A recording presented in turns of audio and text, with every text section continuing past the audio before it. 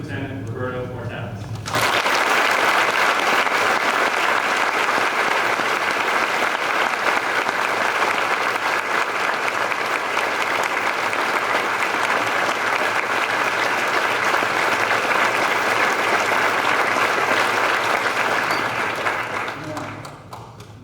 Reflecting on my life so far, I've come to realize that it consists of many different challenges and struggles, what I like to call my personal fights.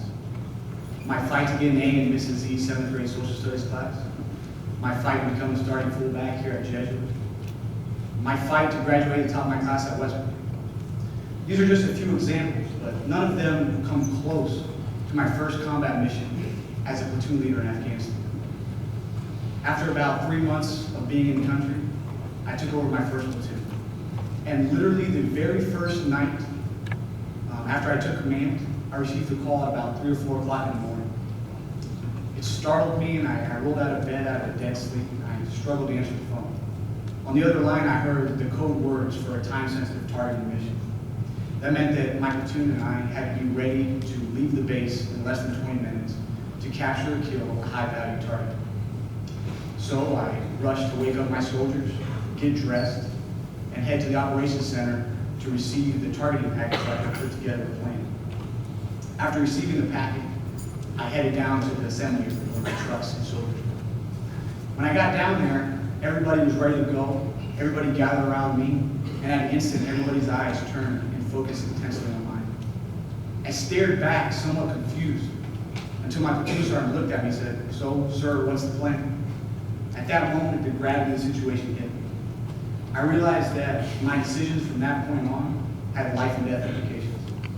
Honestly, I was very nervous. I was filled with doubt. Thoughts ran through my head. You're not ready. You don't have any experience. What if somebody dies? But I knew that in that instance, my soldiers needed a decisive and confident leader. So, quite honestly, I faked it. In the 2-minute walk from the operations center to the trucks, I put together a hasty plan. I briefed it, and we took off.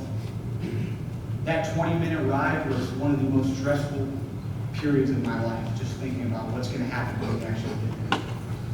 We dismounted about a half mile away from the objective and conducted a night infiltration in about four to five main teams.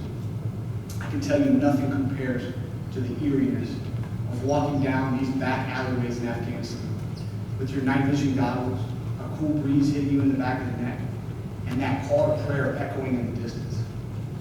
I had to make many nerve-wracking decisions that day, and unfortunately I can't really share those with you today.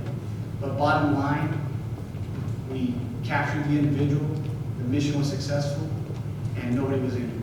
Well, none of my soldiers were injured. On the ride back, I was filled with relief. My soldiers congratulated me on my first combat mission, and they told me that I actually did a pretty good job. Honestly, I was surprised. I couldn't believe that I did what I just did. Then I thought back and I remembered that the same thing that made me successful on this struggle and fight is the same thing that got me through all those smaller fights in life. Quite frankly, it's just resiliency. All the times I complained about tests, complained about practice, those were all little challenges and struggles that I had to push through, and they made me who I am today. There were many times in my life when I wanted to quit, but I never did. I always pushed through, and whether I thought I could be successful or not, I at least finished. So the biggest piece of advice that I had to pass on to you guys today comes from the warrior ethos. It's never accept defeat and never quit. Throughout your lives, I'm sure there'll be times when the easiest thing to do is to just give up. Don't. I promise you that if you push through that desire to give up, you'll be shocked and amazed at how much more you can accomplish. Thank you for your attention today. Good luck in all your future endeavors. Go Jesuit, be Tampa Catholic, and go Army, be Navy.